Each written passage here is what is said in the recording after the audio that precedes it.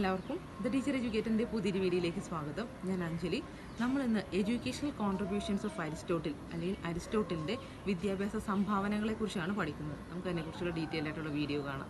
Aristotle was a famous Greek philosopher born in 384 BC in Greece. 384 BCയിൽ ഗ്രീസിൽ ജനിച്ച ഒരു പ്രശസ്തനായ തത്വചിന്തകനായിരുന്നു Aristotle. Aristotle was the disciple of Plato and he served as a tutor to Alexander of Macedonia. Aristotle പ്ലേറ്റോയുടെ ശിഷ്യനും മാസിഡോണിയയിലെ ചക്രവർത്തിയായ അലക്സാണ്ടറിന്റെ ഗുരുവായിരുന്നു. He started the higher education institution Lyceum. അരിസ്റ്റോട്ടിൽ സ്റ്റാർട്ട് ചെയ്ത വിദ്യാഭ്യാസ സ്ഥാപനമാണ് ലൈസിയം.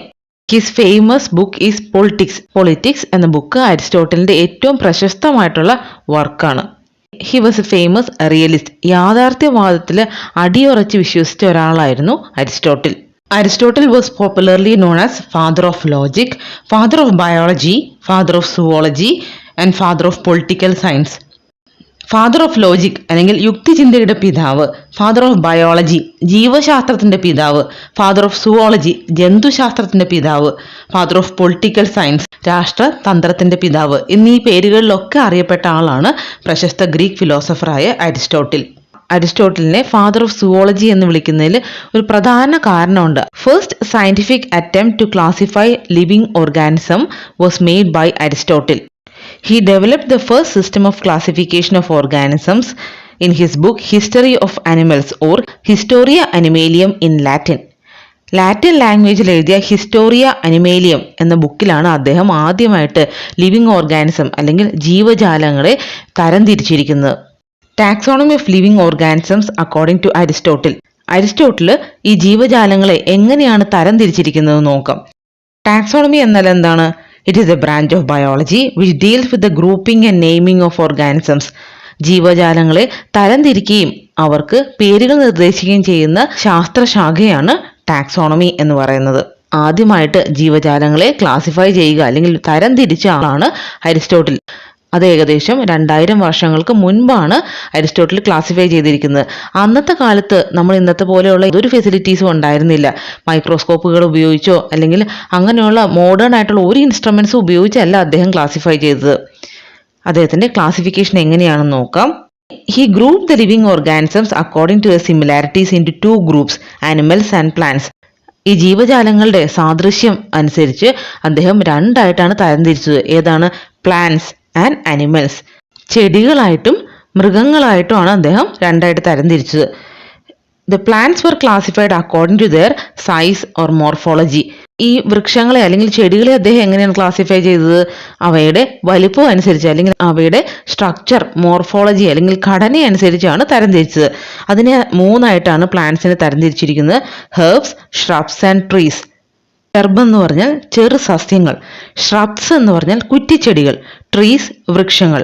അപ്പോൾ അവയുടെ സൈസ് അല്ലെങ്കിൽ വലുപ്പം അനുസരിച്ചാണ് അരിസ്റ്റോട്ടിൽ ആദ്യമായിട്ട് ഈ പ്ലാന്റ്സിനെ ക്ലാസിഫൈ ചെയ്തത്. ഏതൊക്കെയാണ്? Herbs, shrubs and trees. ചെറു സസ്യങ്ങൾ, കുറ്റിച്ചെടികൾ, വൃക്ഷങ്ങൾ. Animals were classified into two groups. First group was classified on the basis of blood as animals with blood and animals without blood. The second classification was based on place where they live or based on their movement. ആദ്യം Aristotle അനിമൽസിനെ classify ചെയ്ത് രക്തമുള്ളവ, രക്തം ഇല്ലാത്തവ എന്നതിനെ അടിസ്ഥാനമാക്കിയാണ്. അദ്ദേഹം ഒരു ക്ലാസിഫിക്കേഷനും കൂടെ നടത്തിയിട്ടുണ്ട്. എവിടെയാണ് ഈ മൃഗങ്ങൾ ജീവിക്കുന്നത് അല്ലെങ്കിൽ എങ്ങനെയാണ് അവ ചലിക്കുന്നത്, ഇതിനെ അടിസ്ഥാനമാക്കിയാണ് ക്ലാസിഫൈ ചെയ്തത്. റെഡ് ബ്ലഡ് അതായത് ചുവന്ന രക്തമുള്ള ജീവജാലങ്ങളുണ്ട്. Mammals, lizards, birds, fishes etcetera.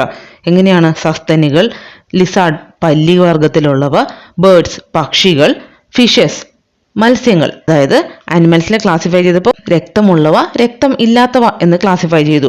ചുവന്ന രക്തം ഇല്ലാത്ത നോ റെഡ് ബ്ലഡ് ആനിമൽസ് ഏതൊക്കെയാണെന്ന് നോക്കാം. അതിൽ രണ്ടായിട്ട് വീണ്ടും അദ്ദേഹം ക്ലാസിഫൈ ചെയ്ത് hard bodied animals and soft bodied animals. അതായത് കട്ടിയുള്ള ശരീരം ഉള്ളവയും മൃദുവായ ശരീരമുള്ളവയുമായിട്ട് രണ്ടായിട്ട് ക്ലാസിഫൈ ചെയ്തു. അതിൽ ഹാർഡ് ബോഡീസിൽ വരുന്നതാണ് ഇൻസെക്റ്റ്. സോഫ്റ്റ് ബോഡീസിൽ വരുന്നവയെ അല്ലെങ്കിൽ മൃദുവായ ശരീരങ്ങളുള്ളവയെ അദ്ദേഹം രണ്ടായിട്ട് വീണ്ടും ക്ലാസിഫൈ ചെയ്തു. Shelled and non shelled animals. അതായത് പുറന്തോടുള്ളവയും പുറന്തോടില്ലാത്തവയും. അതുകൂടാതെ ഒരു രീതിയിലും കൂടെ അദ്ദേഹം അത് ക്ലാസിഫൈ ചെയ്തിട്ടുണ്ട്. ബേസ്ഡ് ഓൺ ദെയർ ഹാബിറ്റാറ്റ്, അവയുടെ വാസസ്ഥലത്തിനനുസരിച്ച് ആണ് മൃഗങ്ങളെ അദ്ദേഹം ഒന്നുകൂടി ക്ലാസിഫൈ ചെയ്തത്. Animals that swam, flew and walked, എങ്ങനെയൊക്കെയാണ്? നീന്തുന്നവ, പറക്കുന്നവ, നടക്കുന്നവ, ഇങ്ങനെയാണ് അദ്ദേഹം അനിമൽസിനെ ക്ലാസിഫൈ ചെയ്തത്. അപ്പോൾ നമുക്ക് classification of living organisms according to Aristotle ഒന്നും കൂടി നോക്കാം. രണ്ടായിട്ടാണ് അദ്ദേഹം ക്ലാസിഫൈ ചെയ്തത്. ഏതൊക്കെയാണ്? Plants and animals.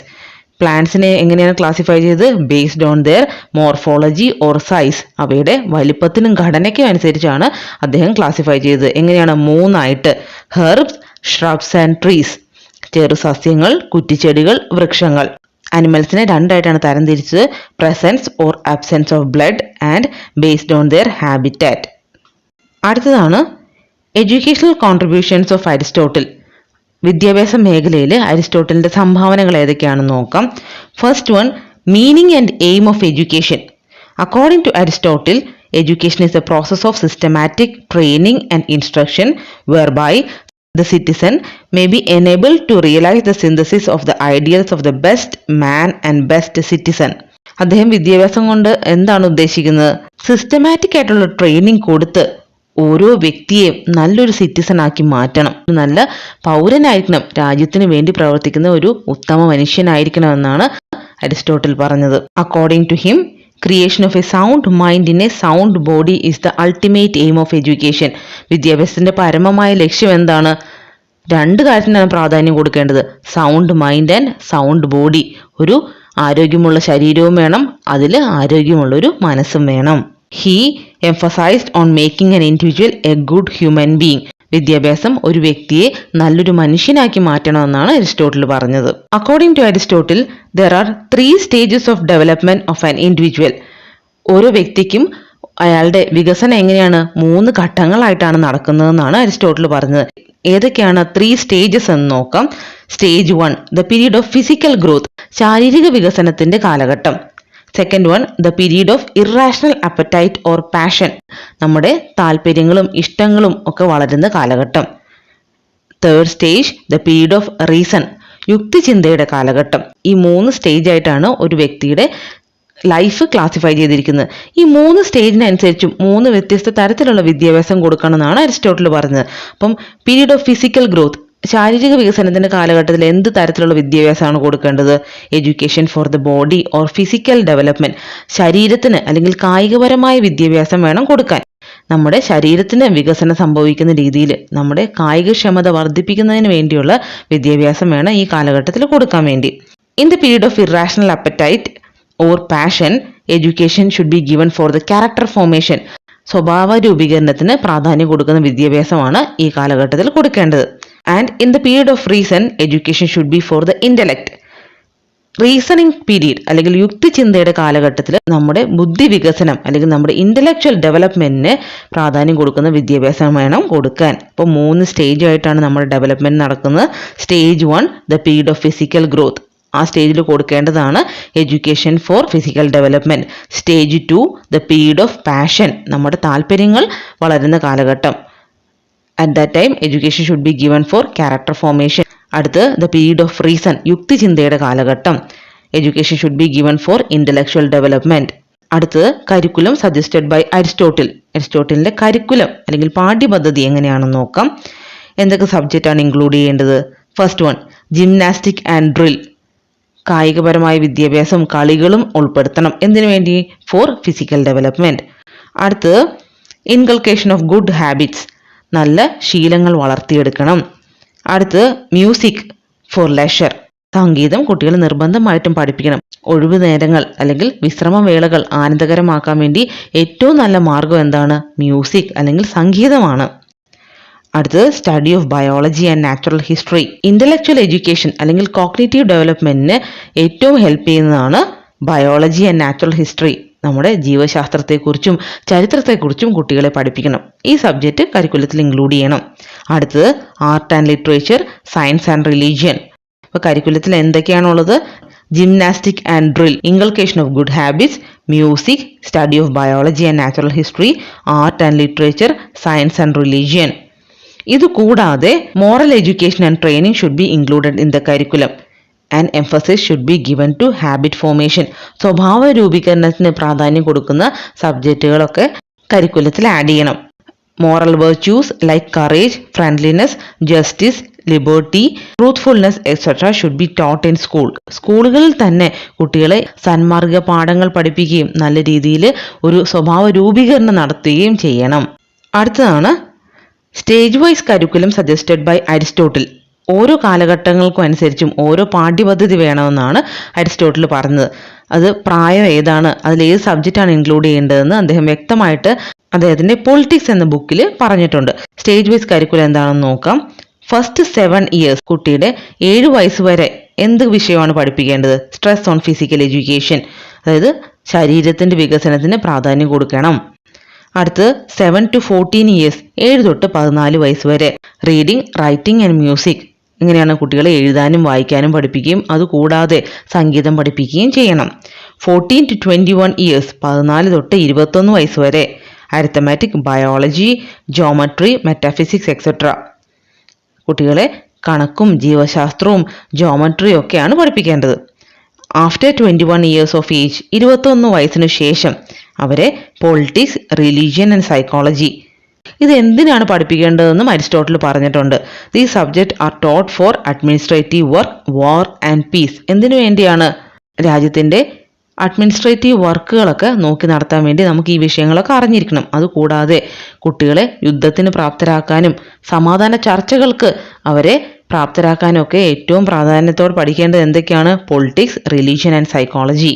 രാഷ്ട്രീയ കാര്യങ്ങൾ, മതപരമായ കാര്യങ്ങൾ, മനഃശാസ്ത്രപരമായ കാര്യങ്ങൾ, ഇവ മൂന്നും ഒരു രാജ്യത്തിൻ്റെ പുരോഗതിക്ക് വളരെ അത്യാവശ്യമാണെന്നാണ് അരിസ്റ്റോട്ടിൽ പറഞ്ഞത്. അപ്പോൾ സ്റ്റേജ് വൈസ് കരിക്കുലത്തിൽ ഓരോ സ്റ്റേജിലും എന്ത് സബ്ജക്റ്റാണ് പഠിപ്പിക്കേണ്ടതെന്ന് അരിസ്റ്റോട്ടിൽ പറഞ്ഞിട്ടുണ്ട്. ജനനം തൊട്ട് 7 വയസ്സ് വരെ എന്തിനാണ് ഇമ്പോർട്ടൻസ്? Physical education.